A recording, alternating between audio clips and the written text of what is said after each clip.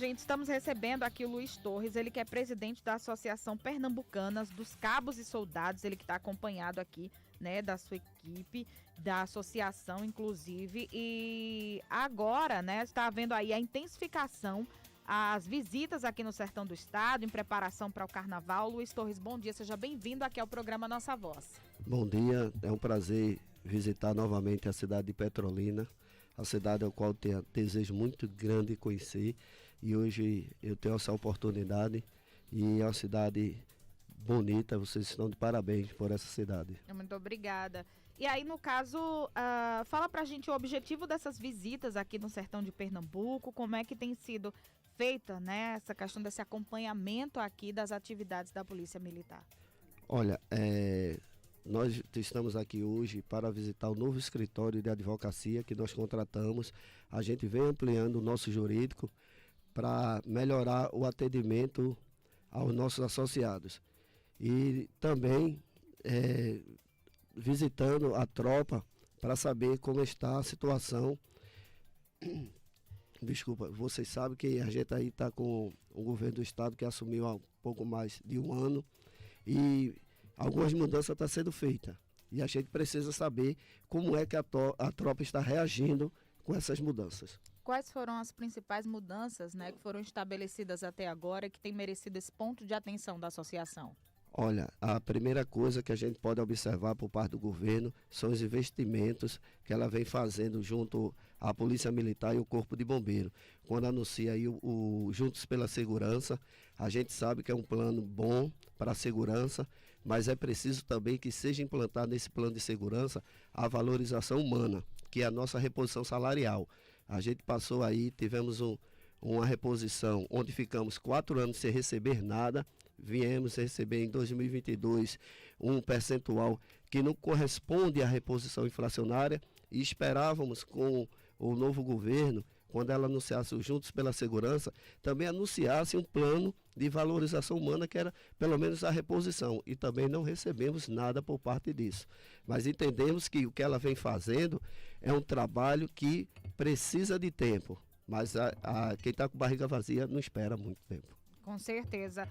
Num comparativo, né, com a questão do Juntos pela Segurança, com o Pacto pela Vida, né, realmente há um diferencial e que realmente vocês acreditam que vai mudar a questão, né, do atendimento a essa área tão importante aqui no nosso estado? Olha, o que foi apresentado vai haver mudanças significativas, mas é preciso para que essas mudanças aconteçam, aumente o nosso efetivo, porque se trabalhar com o mesmo efetivo, trazendo estrutura e sem ter o trabalhador para pegar na ferramenta, então não vai adiantar muita coisa, porque hoje o nosso estado só está funcionando por causa do PGES. Se a gente tirar o PGES, a segurança vai ficar pior. No caso, o senhor falou sobre a questão, né, do déficit salarial do policial hoje. É possível a gente apresentar, né, dentro de um percentual ou comparativo, como é que está essa realidade atualmente? Olha, recentemente ela anunciou a inscrição para quase 3.500 policiais. Um soldado hoje, ele ingressa, policiais e militares e bombeiros, tá? O policial bombeiro hoje entra como soldado ganhando aproximadamente R$ 3.300. E quando ele alcança o ápice, para você ter ideia, a Polícia de Pernambuco é a polícia nativa de 5 salários. Por que 5 salários? Porque existe uma faixa salarial.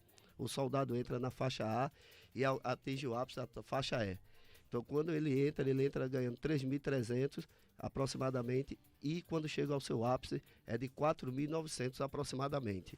Então, por aí você já vê que quando você tira o imposto de renda, Funafim, então fica defasado. Um policial hoje, um soldado hoje, ele ganha aproximadamente seu líquido cerca de 2,5 salários depois do desconto todo. E isso quando ele chega ao ápice. E aí, no caso, essas visitas também acontecem, né, nesse período pré-carnavalesco, e Pernambuco, inclusive, já com prévias acontecendo, eventos, enfim. Dentro disso, né, dessa realidade, a gente sabe que há uma pressão grande dentro da segurança pública em relação à organização desse evento. O que é que a associação tem observado, o que é que tem orientado também, né, esses soldados que muitas vezes são até deslocados para outros pontos do estado exatamente para atendimento dessas demandas de segurança? Olha, a primeira coisa que eu, como presidente, eu boto em prontidão o meu jurídico, para ver de forma jurídica o que é que pode ser feito para que nossos policiais ele tenha uma instrução melhor, porque a gente pode observar hoje que está difícil da polícia trabalhar, está difícil de manter uma lei num país onde se prende uma pessoa que fez um indivíduo que praticou um crime, e quando você sai da delegacia por algum motivo ou outro, esse elemento é posto em liberdade novamente. Então a gente precisa orientar melhor nossos policiais, porque eles estão vindo, eles estão afrontando a polícia hoje. Hoje não está como antigamente, que você ia para ser policial, ia para cima e se tinha um respeito com o policial. Eles hoje enfrentam a polícia e querem bater de frente com a gente, e a gente não trabalha com flores na mão, a gente trabalha com arma, e muitas das vezes é preciso usar da força necessária, e a força necessária vai ser dita no momento da ação. Inclusive, cumprimentar aqui, né, os advogados, o Pedro Macedo, que é coordenador civil, né, civil, e também o Vilmade, né, Costa, e saber deles como é que tá nessa questão. A abordagem policial, ela é cercada de um olhar criterioso da sociedade, há a questão da forma que isso deve ser feito, há um conjunto de regras, uma legislação vigente em cima disso, mas há o dia a dia, a prática, e como foi colocado aqui, né, exatamente pelo Luiz Torres, essa questão da reincidência, né, e até a perda realmente da fé no sistema, no que diz respeito a esse tipo de situação. Nesse sentido, como é que tem sido orientada a categoria, né, em relação a esse dia a dia nas ruas? Olá, bom dia, prazer estar aqui nessa manhã, e nessa cidade tão bonita, né, Petrolina. E é bom voltar aqui, porque eu sou aqui de perto também, sou aqui de Salgueiro, né? Então, poucos quilômetros, né? Vizinho nosso. Mas a atividade policial é uma atividade, assim, digamos que o policial ele tem que decidir entre uma situação em poucos segundos, enquanto às vezes um processo é decidido em anos, né?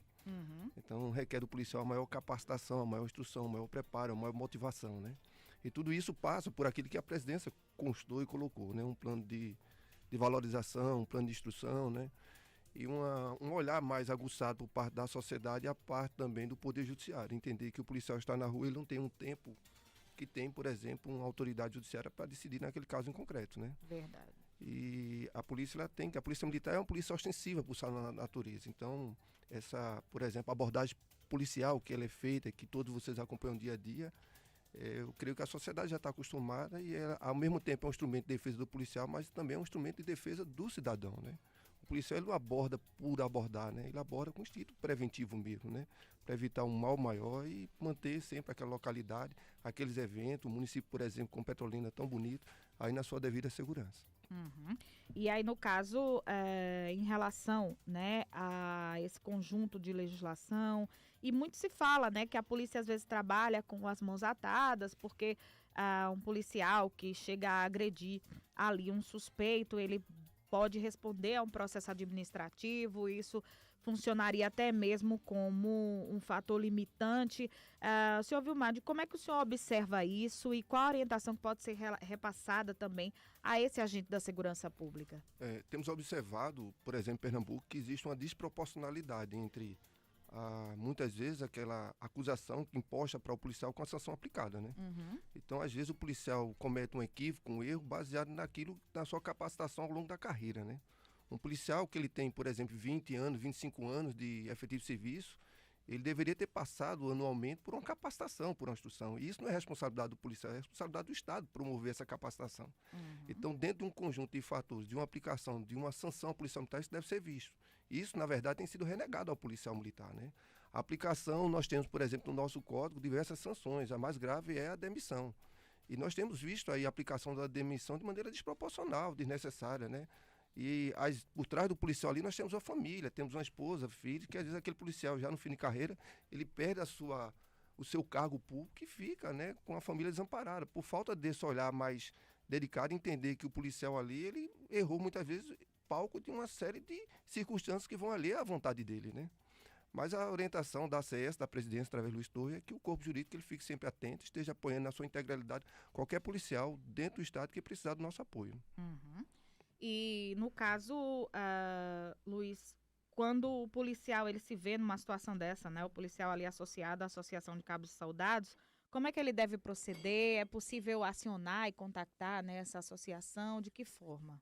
Olha, quando eu assumi a Associação de Cabos e Soldados, a primeira coisa que eu pedi ao corpo jurídico que, independente do se ele é associado ou não, houve ocorrência com o policial militar, o corpo jurídico deve se fazer presente.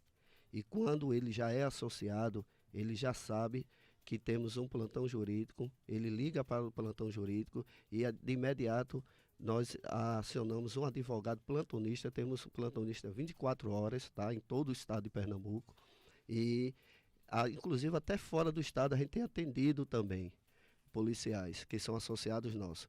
E você falou uma coisa aí que é importante, que o nosso advogado falou, a sociedade que nos critica, ela não é a mesma que aplaude quando a gente, por exemplo, uma ocorrência que houve ontem, que os bandidos invadiram uma casa, tomaram por refém uma família e os policiais conseguiram resolver a situação. Mas essa sociedade que nos criticou, ela não se levanta para aplaudir o bom trabalho do policial militar. Uhum. E, no caso, vocês estão em campanha salarial também, não é isso? Sempre estamos em campanha salarial, sempre. Uhum. Porque a categoria Polícia Militar, ela não tem uma data base. Então, o nosso reajuste ele pode acontecer de janeiro a dezembro. Nossa. Criou-se um mito de que, na época de Eduardo Campos, ele, quando assumiu o governo, ele disse, olha, em junho, todo mês de junho do ano, vocês terão um aumento, um reajuste. E se criou-se esse mito de que a nossa database é junho. Nosso advogado, doutor Vilmar, Como ele é que pode se trabalha a explicar. questão de retroativo, enfim, não existe isso para a categoria? Não, a gente tem que trabalhar o que dá o IPCA para a gente poder correr atrás de uma reposição. Sem database realmente Sem é data, fica complicado, difícil. né? E dentro dessa pauta há também outras questões sociais também relativas à atividade? A gente tem uma preocupação, tanto é que já implantamos dentro da associação um trabalho de psicologia, porque nossos policiais hoje, eles, para vocês terem uma ideia, o policial ele está largando de serviço, hoje ele está o dia todo, ele larga à noite, então ele teria que ter 36 horas de folga. Então ele vende a sua folga e muitas das vezes ele é obrigado a tirar um serviço extra no seu dia de folga. Quando ele não vende a sua folga, ele é obrigado a tirar, porque o Estado está precisando de segurança, não tem efetivo. Para se ter uma ideia, hoje nós temos quase 15.500 policiais na ativa. Quando você faz uma conta rápida, que você vai tirando quem pode tirar o serviço de linha, a gente sobra aí com cerca de mais ou menos 10 mil. 10 mil dividido por 4. Por que isso? Porque são os dias ímpares e os dias pares. Então você tira 2.500 para trabalhar durante o dia, 2.500 durante a noite, nos dias pares, dias ímpares. Aí você divide isso aí para 184 municípios, quantos policiais você vai ter trabalhando, e o absurdo chega até a ser tão grande que determinadas cidades e regiões metropolitanas também só trabalham com 8 viaturas para atender a noite toda. E aí, no caso, qual seria o quantitativo ideal dentro dessa realidade que se enfrenta hoje, né, aqui no nosso estado? Olha, o previsto é de 27.300 homens para que se tenha uma segurança não por total, mas que seja parcial para a nossa sociedade. Uhum. Tá certo, então, né? Realmente é uma realidade estarrecedora e aí a gente entende também o esforço do efetivo no que diz respeito a garantir a segurança, mesmo diante de um déficit de pessoal tão grande, né? E aqui eu vou trazer o questionamento de um ouvinte, o José Oliveira Neto, ele está no bairro Santa Luzia e ele quer fazer um questionamento. José de Oliveira, bom dia. Bom dia, bom dia. Pois não, Eu querido. queria relatar algo que aconteceu comigo no sábado do shopping, né? Eu sou um defensor da polícia, mas a partir daquele momento ali, eu fiquei com o pé atrás. Pelo seguinte fato, eu estava no shopping E aí fazer uma manobra, né, para estacionar. Aí nisso, um cidadão lá começou a me ofender com palavras, né? E veio no meu carro e deu um murro no vidro. Aí eu saí para me defender. Para saber o que foi. Aí ele até me atropelar. Rapaz, eu estou aqui consciente, estou fazendo a manobra, eu me desculpei. Aí ele que nada, rapaz, você merece um murro na cara mesmo. Aí eu, então venha. Aí disse que eu falei que então venha. Ele botou a mão na cintura, ele estava com a criança de colo, né? Botou a mão na cintura e aí a mulher, fala que ele é policial, ele está armado, não sei o que, não sei o que lá. Aí depois desse dia aí, eu fiz uma reflexão. O policial e soldados armados trabalhando, entendeu? Porque se acontecesse uma situação dele sacar a arma e atirar assim em mim, entendeu? Ia perder, seria minha família. Então, assim, acho que a gente está preparado, né? Para andar armado é complicado, uma situação dessa daí. Então, assim, esse relato que eu deixo, eu sou um defensor da polícia, mas quando eu passei por essa situação constrangedora, humilhante, e estar com a minha risca, ou com a minha vida em risco, diante de um cidadão que se dizia ser policial, sem preparo, entendeu? De repente, se um cara desse aí efetuou um disparo, como aconteceu recentemente, o policial militar e o policial civil que não vê a obra. Então, assim, é complicado, né?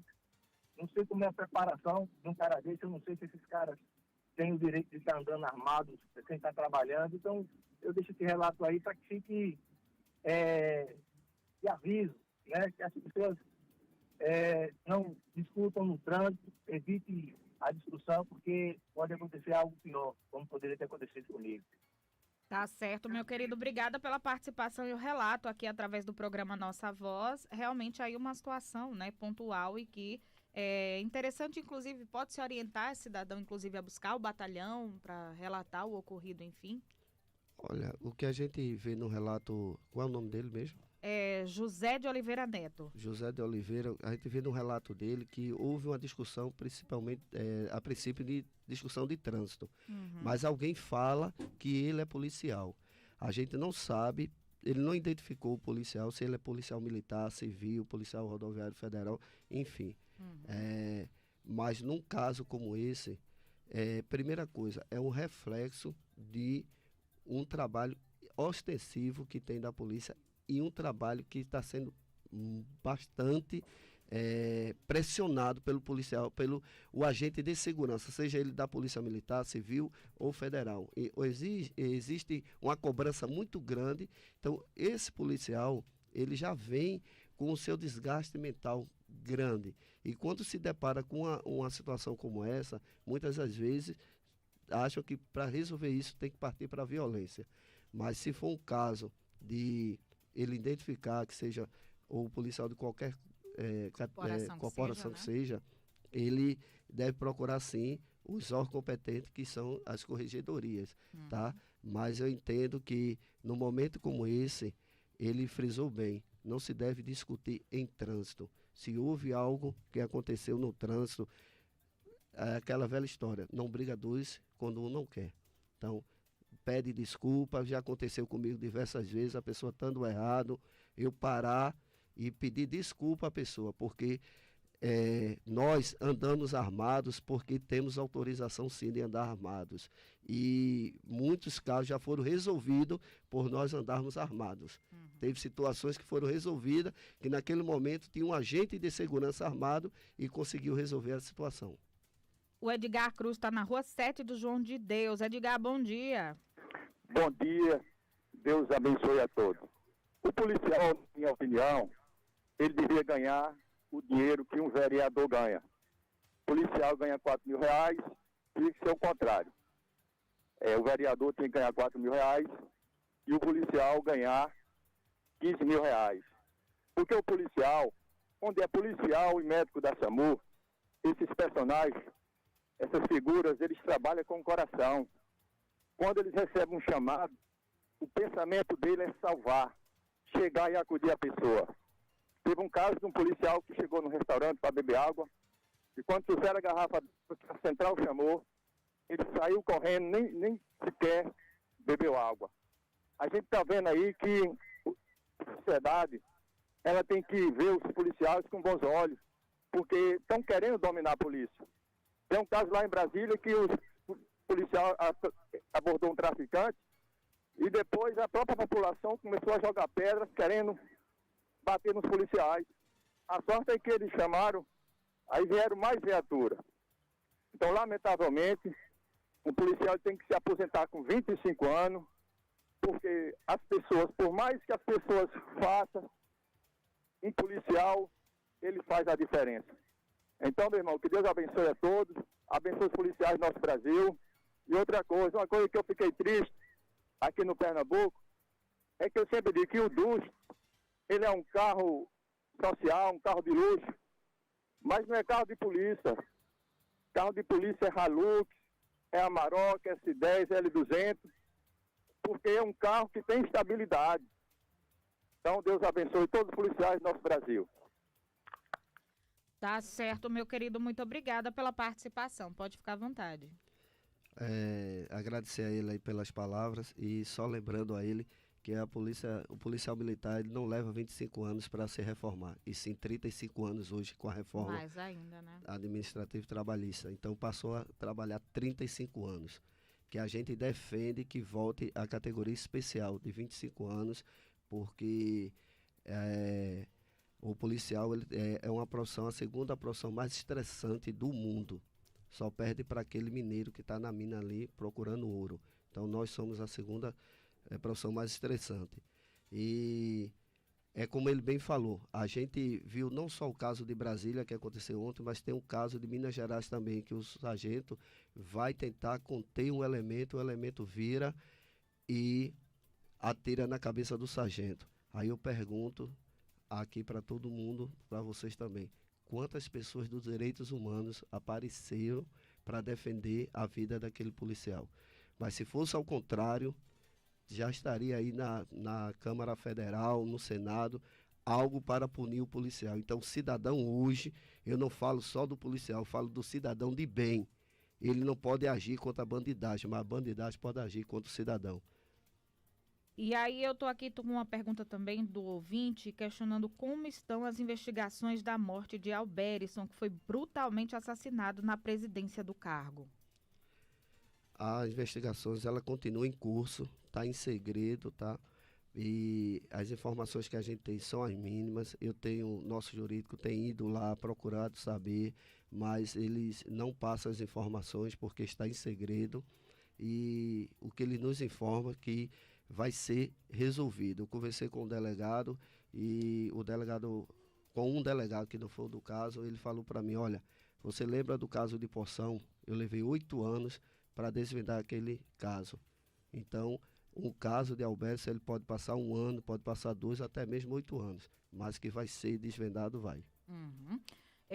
No caso, então, é realmente convocar a categoria, se manter vigilante, né, e sempre ali alinhado com o trabalho que vem sendo feito pela associação aqui no nosso estado, não é mesmo? Isso. Para isso eu estou trazendo os advogados para orientar, porque agora no carnaval vai ser bastante difícil trabalhar.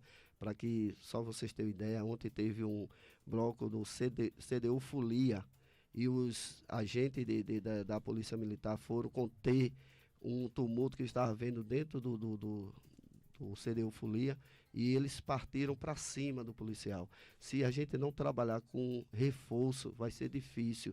E a gente vai orientar o máximo para que os nossos policiais façam o que é necessário, não ultrapasse daquilo que deve ser feito.